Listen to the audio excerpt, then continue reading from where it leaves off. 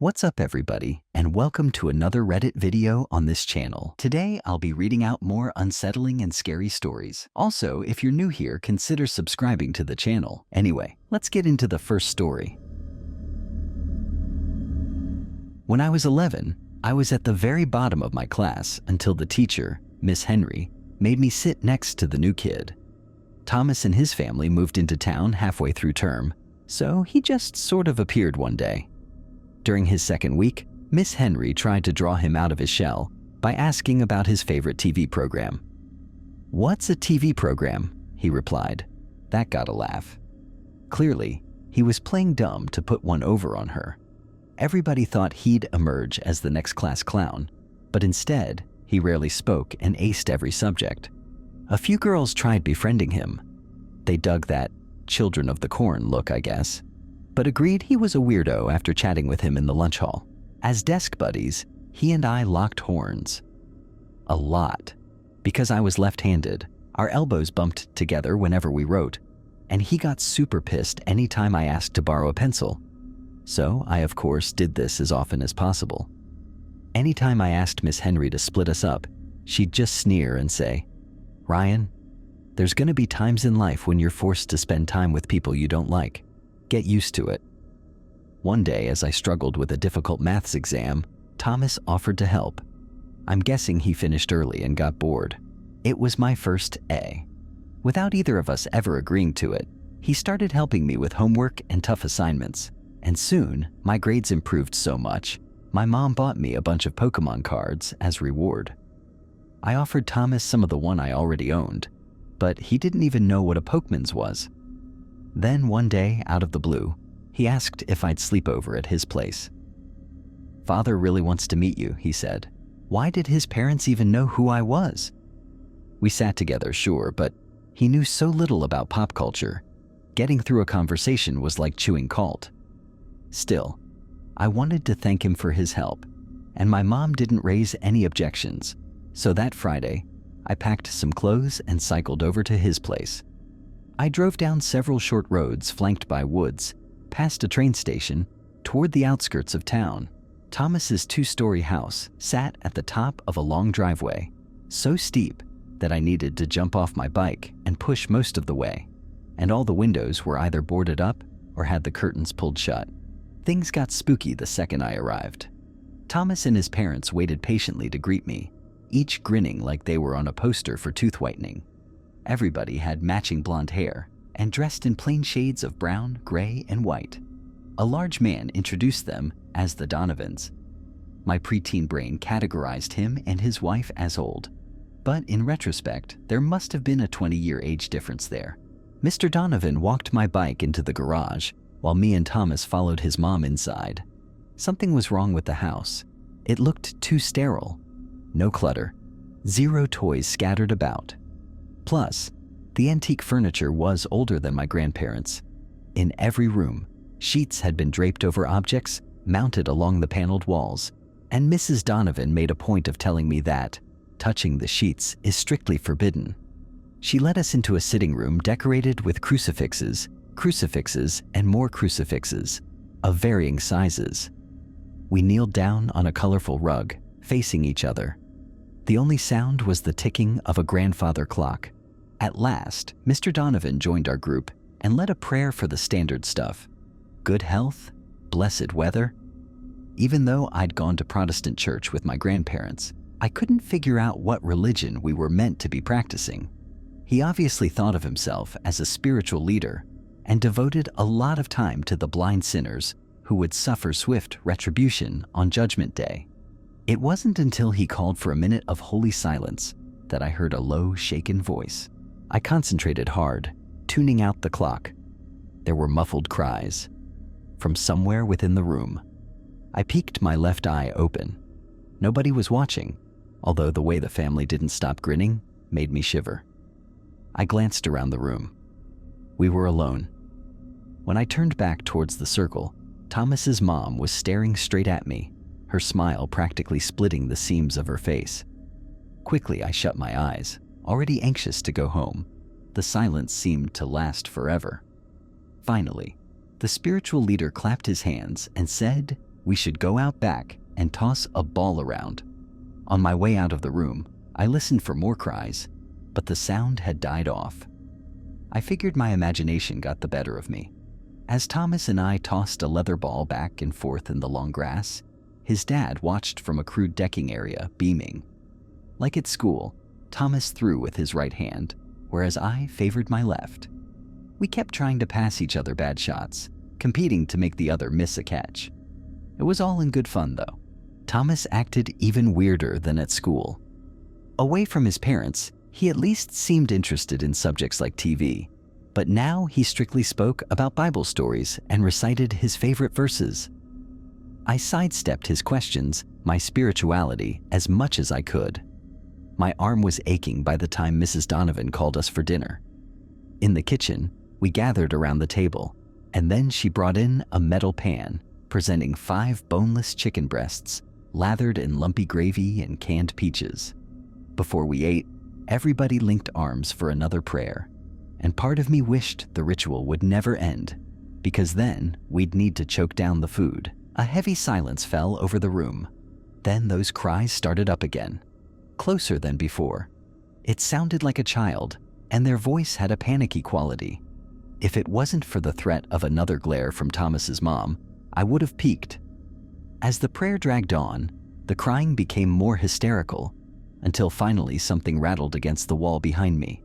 Mr. Donovan's voice raised, thunderous now, and drowned out the sound. I'm not sure which scared me more, but either way, my arms broke out in goosebumps. The sermon ended 5 minutes later, and we sat there in silence until the head of the table said, "Amen." I checked the corners for sobbing children, finding only more sheets. What then? A CD player?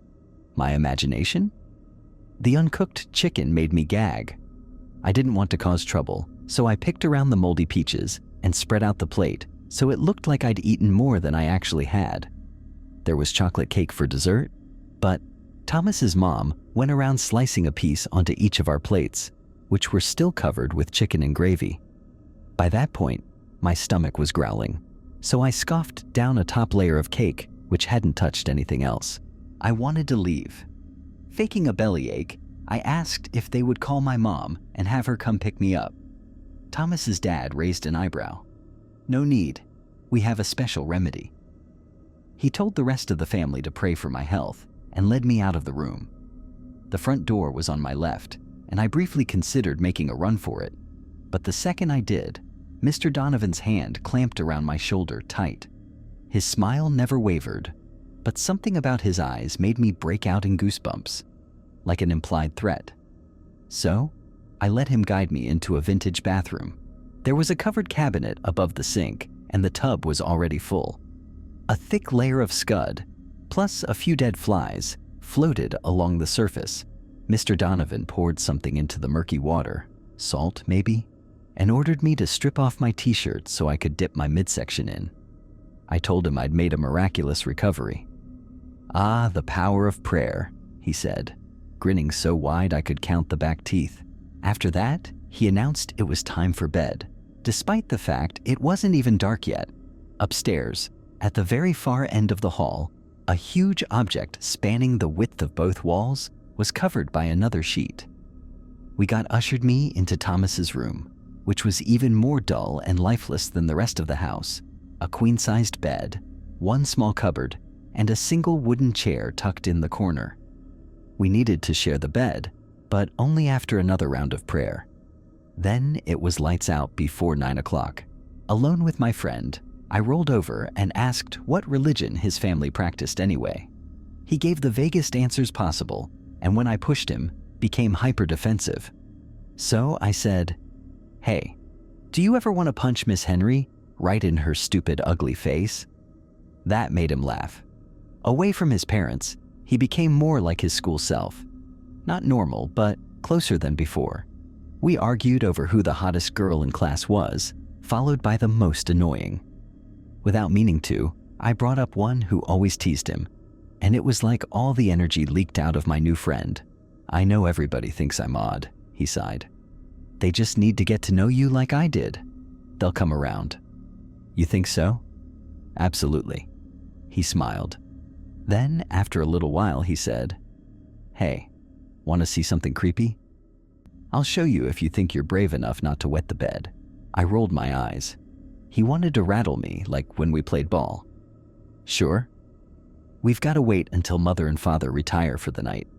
I kept asking what he had planned, but he wouldn't answer. He got a kick out of keeping me in the dark, I think. He waited until the house fell quiet, and then swung his legs out of bed. "This way." In the chilly dark hall, enough moonlight shone through the windows beside the staircase to see by. As we tiptoed past several closed doors, that crying returned, growing louder as we approached the object beneath the black sheet. Not my imagination then. Facing me, Thomas whispered, "Don't worry if he looks at you. Just make sure you look away fast. You'll be fine so long as you look away fast." Before I could ask what that meant, he crouched down, grabbed the corner of the sheet, and pulled it back, revealing an antique armoire. Suddenly, the crying became less muffled. A mirrored panel ran along the bottom section, surrounded by fine, gargoyle-like carvings.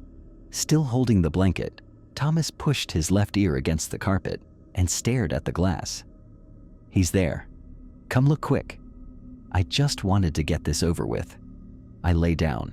For a second, I stared at the reflected hall, confused about why we were even there. But then an out-of-place shape caught my eye. I told myself it was my reflection, but then realized I had no reflection. A boy was standing in the corner, with his back to us. His shoulders went up and down like he couldn't stop sobbing. "Do you see him?" Thomas asked. I swallowed a gulp, my blood running cold. "Neato, huh?" My brain scrambled for an explanation. It was a trick, or a nasty prank. I looked behind me. Nothing. Only a bare patch of wall. "He's not there," Thomas said. "Only in the mirror." When I looked back, the boy was much closer and crouched on his side, nose to nose with me. His features were all stretched out, long and narrow like a funhouse mirror, and he had a shock of blonde hair to go with them. His thin lips twisted into a grotesque smile as the boy reached out to me, the tips of his fingers pushing through the glass, into reality. I couldn't move a muscle until his face is only inches away from mine, his breath blasting me in the face like a gust of cold air. I scrambled away. If my throat hadn't hitched itself shut, I would have screamed. Quickly, Thomas dropped the sheet and dragged me up by the shoulder, then shoved me down the hall. Behind us, the armoire thrashed from side to side, its hinges squeaking, the boy crying again. Now his voice had an almost hysterical quality. Back in the safety of his room, Thomas pressed his ear against the door until the armoire quietened down. "We are blessed Father didn't hear," he said. "Now we sleep. Father said we aren't to rise before he wakes us to begin the morning ritual. He must not have been the least bit scared by what we saw, because he ushered me into bed and dozed off straight away. But my body wouldn't quit trembling. What was that thing in the mirror? Were there more of them? Is that why they hung sheets everywhere? But why keep any mirrors at all? One thing was for sure. I couldn't spend the night in that house. But Thomas's dad would never let me go. I needed to get the hell out of there without being seen. After Thomas's breathing eased into a rhythm, I swung my legs onto the floor and tiptoed out of the room toward the stairs. But as I approached the top, footsteps came clomping along. I ducked behind the nearest door. Through the narrow gap, I watched Mr. Donovan march past with a rectangular object tucked beneath his arm. There was a tinkling sound from beneath the sheet. He carried it over to Thomas's room, grunting the whole way, and disappeared through the door. My stomach lurched into my throat. I didn't want to find out what he had planned. I flew down the stairs, carefully, quietly. I kept my hand against the wall for guidance. The front door was locked. My bike still was in the garage, I hoped. But how did I get there from the landing? Above my head, there were angry shouts of, "He's gone!" No time for plans. I sprinted around the ground floor, flying from room to room. Cries rang out in every one, and now the objects beneath the sheets danced on the walls, bouncing around. The crying child sounded terrified now, like they were in pain. Past the kitchen, There was a cramped utility room with another door. The temperature plummeted as I bolted through it, into the garage. The light switch was on the inside wall. I flicked it. Then a naked bulb blinked on. Junk was scattered everywhere. Car parts, stepladders, boxes of old newspapers, and more sheets thrown over different mirrors, each flapping and twisting. There were more cries, except not just the boy, and for a second, I was afraid to move. But then a door slammed shut behind me and I ran for it. My bike was propped up against the wall beside the exit, its handlebar stubbornly tangled with a Christmas tree. After a few tugs, it came loose, and it was like setting off a Rube Goldberg machine. A mop and bucket fell into a stepladder, which clattered to the floor and sent a bag of marbles sprawling across the floor, and so on. I grabbed the bike's handlebars. The exit was one of those old fold-up doors you needed to twist the handle to open. My hands were shaking so badly, I needed to set the bike aside and focus solely on this task. The door rotated up. Behind me, Thomas's dad burst into the room, and for the first time he'd stopped smiling. He rushed after me but struggled to get through the minefield of junk. My bike's rear wheel became tangled with a sheet, and when I started running, it came away like a magician ripping away a tablecloth. I heard the mirror fall to the floor and shatter. Laughter rang out, and when I glanced back over my shoulder, bone-thin arms were reaching out of the glass towards Mr. Donovan. As the garage light rapidly flicked on and off, Mr. Donovan screamed. I will never, as long as I live, forget the terror in that scream. Pure adrenaline got me out of there. Without slowing down, I sprinted to the top of the driveway and leapt onto the bike and flew down the hill. Behind me, screams rang out from deeper in the house. I didn't stop to look back. Mom wasn't pleased about me cycling home so late, but I made up an excuse about Thomas's family getting sick and needing to leave in a hurry, so she let it slide. I knew she'd never believe my story. I tried faking an illness to get out of school because I was so anxious about seeing Thomas again, but she was having none of it. I spent all of Saturday and Sunday wondering about what I'd seen. On Monday, my desk buddy sat without breathing a single word. We never spoke again, and we didn't bump elbows once. To my great relief, Miss Henry announced Thomas's family had moved again the very next day.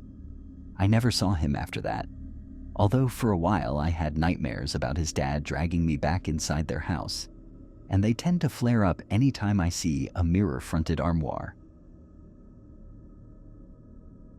I first saw it happen at work. I just finished ringing up a customer when every hair on my neck stood on end. Something in my peripheral vision caught my eye. I work at a board game store, and standing in an alcove peering at the game shelves was a skinny dude with a scraggly beard.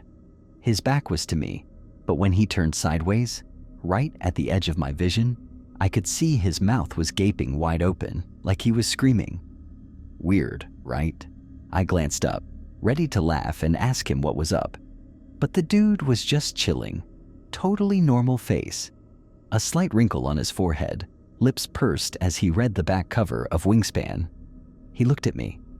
Yo, I keep hearing about this. Is it any good?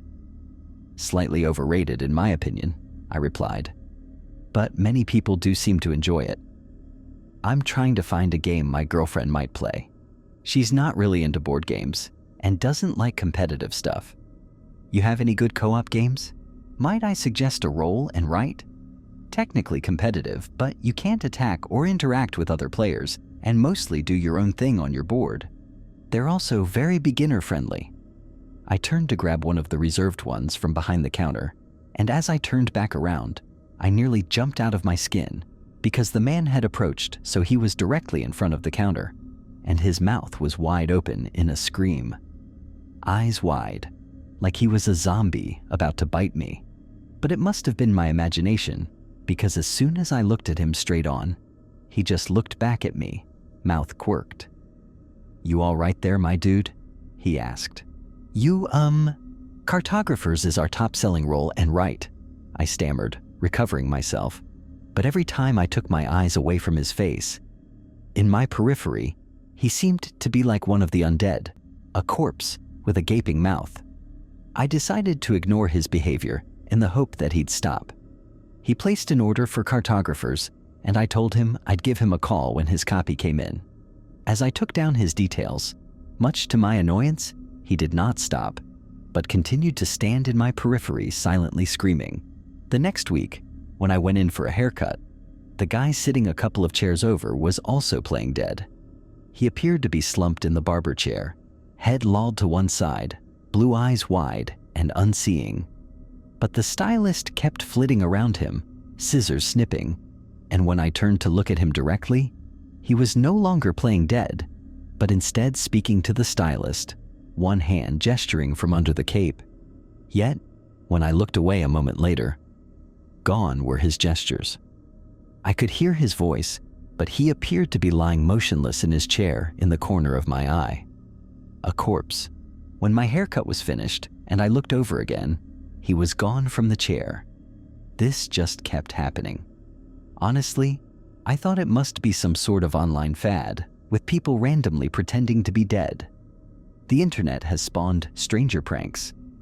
I don't have much of an online presence and don't keep up with popular memes or TikTok trends. And in my head, it made sense. It remained a relatively rare occurrence for me and mostly happened in large crowds. For example, the airport. That was where I finally figured out the cause. I was on my way to visit family, going through airport security. A little farther behind me in line stood a young couple who were pretending to be corpses whenever I stopped looking at them. It was annoying, and I kept turning my head quickly, hoping to catch them in the act, but they were always behaving normally the moment I looked directly at them. And of course, what should have tipped me off is that no one else in the line was reacting to their behavior. Only I could see it. But at that point, I was still acting under the assumption that everyone else was in on some new TikTok prank, and I wasn't. I'm 42 and definitely give "how do you do fellow kids" vibes by today's social media standards. So anyway, I put my belongings on the conveyor belt, and the couple in my periphery were now 100% normal. Finally, I thought, they stopped pretending. But the moment I collected my stuff and turned around, I nearly shrieked because both of them loomed next to me, standing slouched, faces contorted into death masks. You can't see sharp details in your periphery, but you can catch when someone is making a terrible dead face. But when I looked at them head on to tell them to cut that shit out, they were both normal, staring at me like I was the weird one. The woman actually hid behind her partner. That's when I realized two things. One, that I was the source of the weirdness, and two, that more specifically the source was in my stuff.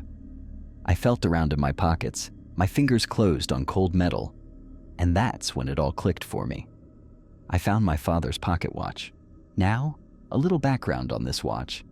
Dad gave it to me the day before he died. It's cracked and doesn't run. He'd had it for as long as I can remember, and when I was little, I asked him why he always carried a broken watch.